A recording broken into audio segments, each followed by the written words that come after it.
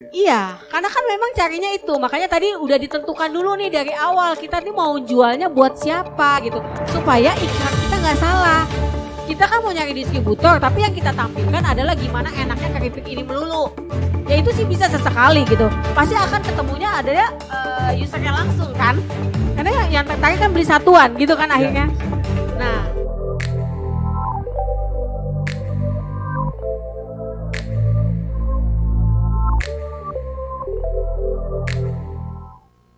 iya, mungkin karena nggak ada sticky note, ini kan ada kertas semua ya Mas ya, dapat ya. Oke, kita mulai aja langsung ya, teman-teman di bisnisnya masing-masing. Ini ditentukan dulu buat 10 ya. Dari tiap, jadi nanti kita bisa nentuin iklannya mau bikinnya seperti apa, nanti pasti ketemu. Tentukan segmen pelanggannya, terus pekerjaan pelanggannya, kesulitan pelanggan, ini semakin banyak juga nggak masalah. Jadi jangan bingung, jangan cuma nentuin satu gitu pelanggannya nggak apa-apa. Mau ada 3 atau 4 nggak apa-apa, karena nanti itu akan menentukan iklan kita. Terus kesulitannya apa sama keuntungan pelanggan apa dengan menggunakan produk kita. Jadi nanti ada volunteer aja yang ke depan untuk nentuin dari bisnisnya. Jadi nanti bisa aku bantu juga kira-kira bikin iklannya kayak gimana ya. Pokoknya kita bayangin kita adalah sebagai pelanggan kita ya. Kita sebagai target market kita, bukan kita sebagai produk kita dulu. Jangan mikirin produk kitanya. Mikirin ini kita sebagai pelanggan nih. Kira-kira kita pinginnya apa sih gitu. Painnya tuh apa, gainnya tuh apa. Bukan tentang produk kita ya. Karena kalau produk kita pasti bilang produk kita bagus, menggunakan bahan yang paling baik. Tapi butuh nggak orang? Jadi benar-benar dari kita sebagai pelanggan. Oke? Ada yang kesulitan mengidentifikasi pelanggannya. Kalau belum dapat 10, 5 lah minimal, jangan 1 atau 2. Nah, kebayang ya, kalau kita aja bingung, sebenarnya kita belum tahu siapa pelanggan kita, terus kita ngiklan, kira-kira boncos nggak? Karena kita nggak paham sama siapa pelanggan kita gitu.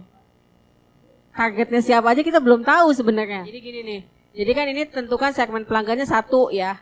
Pekerjaannya pelanggan kita bisa bikin 10 gitu kan. Kesulitannya apa 10, keuntungannya 10. Jadi kalau tadi yang punya banyak segmennya, ya berarti sebenarnya punya banyak banget materi iklan. Ya kan? Karena segmennya banyak. Benar. Tugas ibu rumah tangga dengan tugas profesional itu beda banget. Painnya beda, gainnya beda. Tentuin aja 1 dulu kalau misalnya bingung. Tapi kalau pekerjaannya ya kesulitannya bikin 10 gitu. Kesulitannya karena nggak mungkin 1 ya. Sama keuntungannya juga dapat 10. Nah ini untuk yang bangga dengan produknya. Keuntungannya dapat pelanggan banyak dong gitu. Apa misalnya kalau kayak saya contohnya pengen beli frozen food di saya itu karena ibu-ibu biasanya kepengennya tanpa MSG. Berarti kan yang saya tampilkan nanti di iklan tanpa MSG. Terus kelihatan sama fungsi sosialnya, kelihatan sama teman-teman arisan kalau jago bikin kue, padahal kuenya kan frozen tapi tetap aja kita yang masak. Itu kan ada fungsi sosial yang masuk di situ. Gitu-gitu sih. Oke, udah dulu ya. Udah semua, kita anggap udah semua. Oke, ini ada yang kesulitan mengidentifikasi pelanggan atau ada yang mau sharing? Mbaknya boleh ke depan, Mbak. Nanti kita bantu. Iya, selamat pagi. Pagi. Ya, saya Dian. Bisnisnya kami provide untuk desain logo, spesifikasinya di online. Oh, oke. Gitu. Oke. Jadi segmen pelanggan kami ini sebenarnya di Tokoshio Design itu adalah desain agency tapi yang lebih mengerti wanita. Spesifiknya di situ. Jadi segmen pelanggan kami adalah wanita usia 25-35, tinggalnya Jabodetabek dan luar pulau. Oke. Tipe karakternya visual, punya bisnis online, ingin hemat waktu dan karakternya praktis. Seperti itu. Kemudian pekerjaannya ini saya bagi 2, yaitu pekerjaan sebagai seorang bisnis owner yang ibu rumah tangga dan seorang yang full karir. Jadi maksudnya dia menjalankan bisnisnya full di situ. Jadi yang berangkat kantor, pulang kantor seperti itu.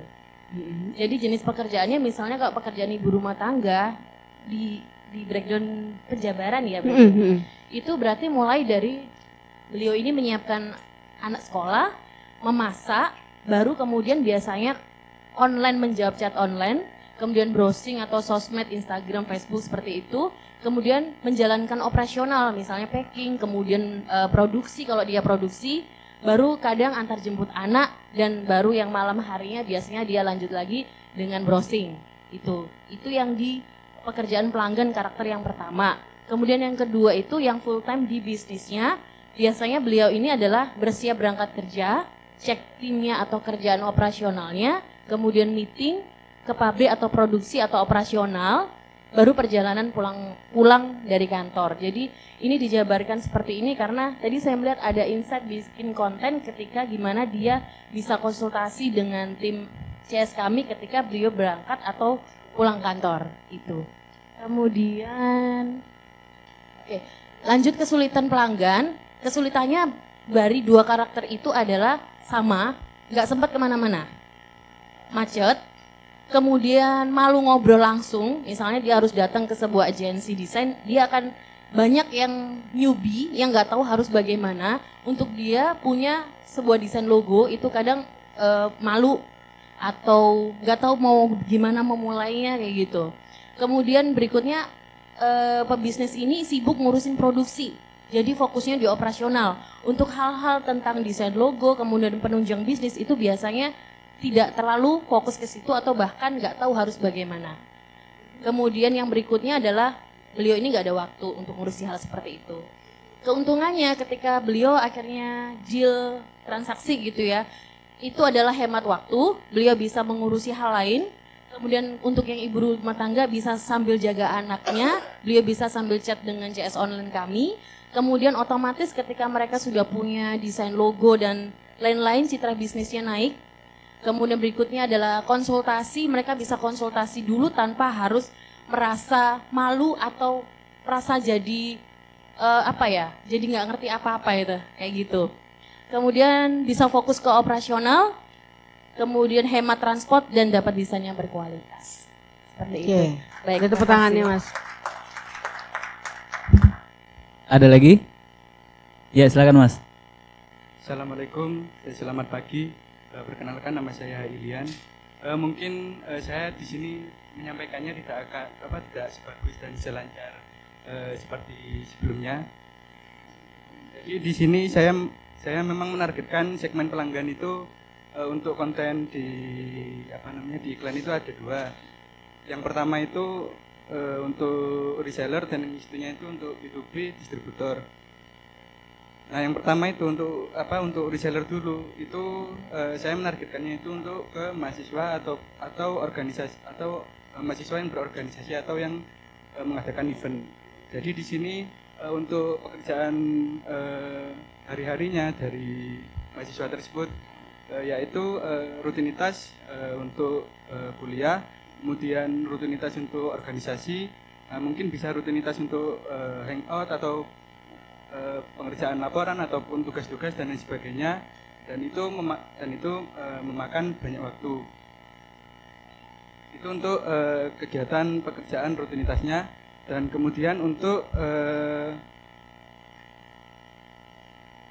dari kesulitan dari pelanggan itu sendiri.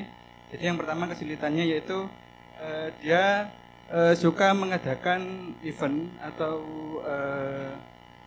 kompetisi yang itu nantinya membutuhkan sebuah modal itu. Terus biasanya kesulitan mencari sponsorship seperti itu. Terus biasanya kalau untuk mahasiswa atau kuliah itu kan biasanya ada banyak yang butuh penghasilan tambahan untuk mencukupi kebutuhannya. Terus dia itu suka beraktivitas, adapun juga yang tidak suka beraktivitas. Terus untuk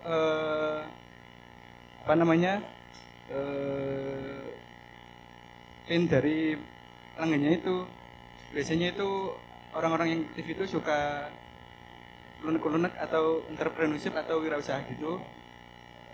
Terus biasanya juga suka aktif mencari sponsorship ataupun modal-modal untuk membantu kegiatan atau kompetisi mereka. Itu untuk yang organisasi. Itu yang di distributor itu kami itu melakukan segmentasi pelanggan di guru, dan itu untuk pekerjaan rutinitasnya itu kan mengajar. Jadi untuk pagi itu ngurusin anak sama suami itu, terus habis itu mengajar, dan setelah mengajar kan punya banyak waktu luang, dan untuk yang malam hari isinya juga banyak waktu luangnya. Dan biasanya kegiatan yang sering dilakukan yaitu hangout atau pergi bersama dengan rekan kerja sama guru, biasanya seperti itu. Nah, untuk kesulitan bagi guru itu sendiri, biasanya yang pertama itu gaji yang kurang maksimal atau butuh kayak penghasilan tambahan buat sampingan modal usaha, karena kan banyak waktu yang masih banyak waktu luang selain mengajar. Nah, seperti itu. Terus yang untuk kelebihannya sendiri, dia itu suka jalan bersama teman-teman ataupun hangout, dan banyak memiliki waktu luang. Terima kasih. Terima kasih, tepuk tangan dulu. Oke. Ini aku bahas dulu ya Mas Badak, aku jawab dulu ya yang dua tadi ya. Ini masukan dari aku, ini sebenarnya adalah beberapa kesalahan ya. Ini adalah mana nih beberapa kesalahan yang tadi aku lihat, ini adalah, dan ini mungkin yang teman-teman lakukan juga ya, mencampurkan beberapa segmen ke dalam satu profile. Ya, segmennya banyak banget gitu ya. Tidak bisa membedakan tugas dan hasil, berfokus hanya pada tugas, fungsi, melupakan tugas sosial, emosi, dan sampingan. Tadi yang belum ketemu di aku, nanti aku bahas, itu tugas sosialnya belum ketemu. Terus Anda memikirkan dari sisi produk Anda. Terlalu sedikit mengidentifikasi. Belum jelas beda kesulitan dan keuntungan pembeli. Ya. Terus benar-benar tidak paham sih siapa pelanggannya gitu ya. Oke, aku jawab dulu yang banyak tadi. Ini kalau tadi aku lihat udah banyak ya. Tapi di situ yang aku belum lihat adalah fungsi sosialnya. Jadi kenapa sih ibu rumah tangga ini harus bekerja dulu pertama?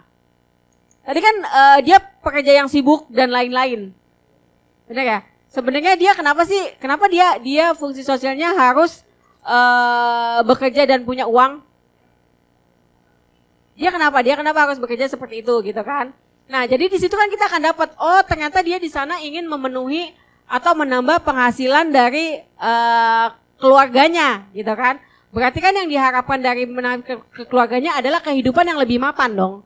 Benar nggak? Jadi nanti ketika kita bikin iklan, kita bisa tampilkan kesibukan dia sebagai seorang ibu rumah tangga, berarti nanti ada dong anaknya, berarti kan ibu rumah tangga kan?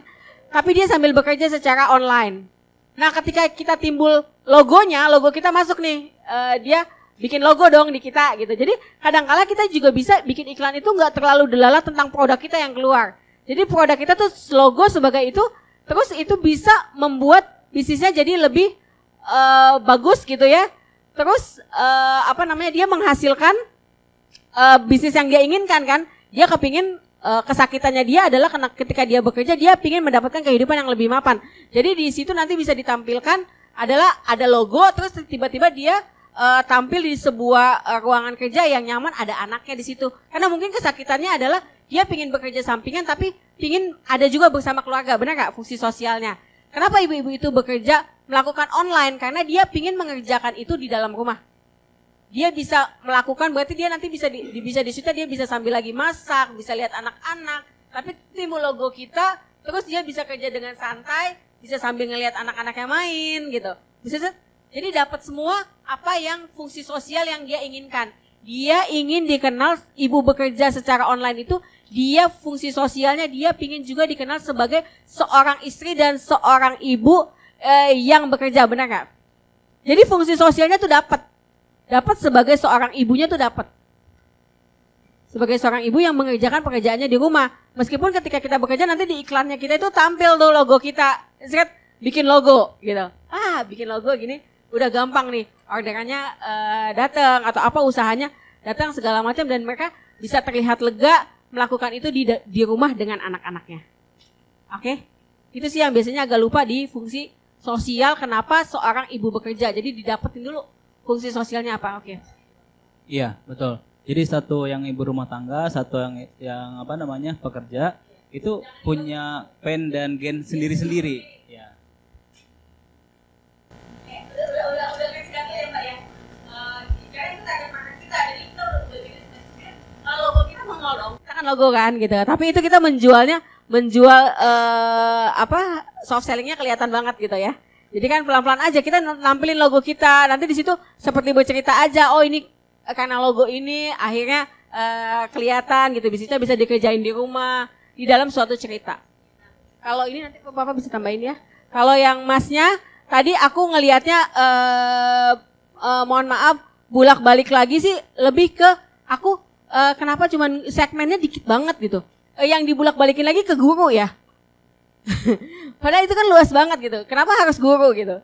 Justru kenapa cuman guru bukan harus guru? Kenapa cuman guru?